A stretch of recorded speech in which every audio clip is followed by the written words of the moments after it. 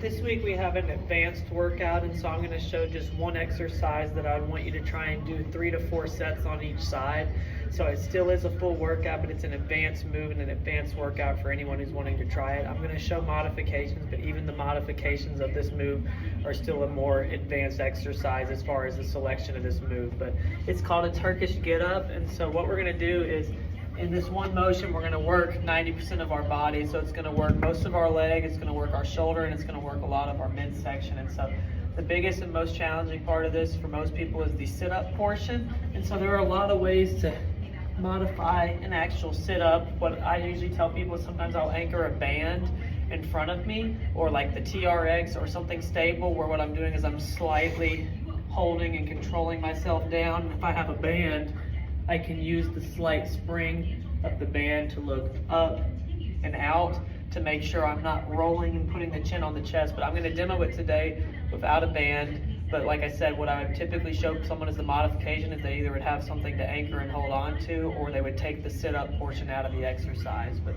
what I want you to do is, with or without a dumbbell, on the same side with the knee bent inward, the first section of this move is trying to look up and out like a sit-up. From here I find my hand and we're trying to scoop the leg underneath. That's the hardest part of this exercise. From here I'm squeezing my stomach to rotate and turn my hips, and then I'm going up, and if I wanted to I add a knee. From there I'm doing the exact same thing in reverse. I try to go down onto my knee, I hinge my hip, find my hand, and from there I am scooping my leg and controlling it all the way back down.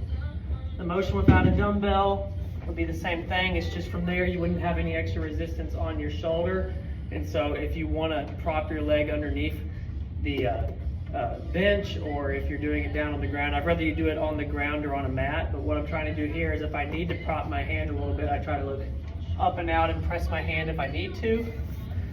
And from here, essentially what the motion is to practice to get better at it, we have to have hip mobilities. We're trying to squeeze our glutes to make sure we have enough motion to thrust our hip upward, because that's what's allowing me enough room to scoop and then turn my leg. Because if I don't have enough mobility at my hip, then I'm not able to go up. So the modifications for this entire exercise, if you're not able to scoop and then transition to standing, is you do 3 separate exercises for modifications. Instead of doing a sit-up, you lie down here and do a curl up. And what that is we try to drive our stomach down, and we're just trying to slide our hand forward, slide it back. If it isn't too much pressure on our neck, I have my neck up like this, and I'm just trying to slightly slide my hand forward, slide it back. So I'm not doing a crunch and jarring my neck. What I'm trying to do is I'm just keeping my head relaxed, and I'm sliding the fingertips, sliding them back, sliding the fingertips, sliding them back. You would do a set of 20.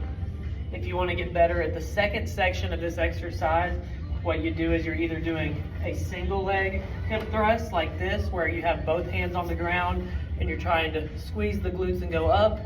3, 2, 1. Squeeze the glutes and come up. 3, 2, 1.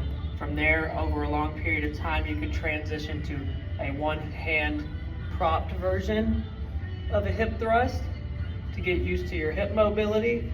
Because if we're able to do a set of 10 to 15 there, from there you would be able to have enough mobility to slide your leg either fully through or break it up into 2 pieces, where you go up, slide, then come up and over. And so when I teach somebody that part, that's the hardest part of the exercise. What I'm typically teaching them is I'm here and I'm just seeing if they can scoop the leg forward, scoop it back, scoop the leg forward, scoop it back. From there, the final part of the exercise is essentially pressing into the knee to stand and doing the exact same thing in reverse. So like I said, this is an advanced exercise, and so if someone's not able to complete this, there are different options like those few to break it up one section at a time. But over time, I'll show it one last time. Your goal would be to start down,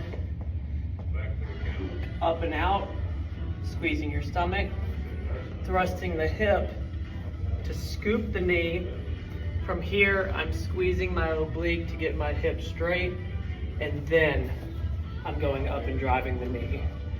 Like I said, it's a lot going on. It's a lot of body control and a lot of flexibility, but I wanted to show one this week that if someone is wanting to attempt an advanced exercise, that you're able to. This is something that I'd really want you to talk to me about if you feel comfortable doing it. So like if you're someone who thinks you're near being able to do this, come and talk to me and I can help you understand what might be a good in-between exercise. But if you think you're someone who already is at the level that has the hip mobility and strength to press yourself up with one arm and even maybe hold one dumbbell, or like I said, keep the arm out more here without a dumbbell, then we can try it. But if you are to try it as a workout, you would just do 4 reps on the right, 4 reps on the left, and you would flip up that for 3 to 4 rounds. But if you have any questions, let me know. Thanks.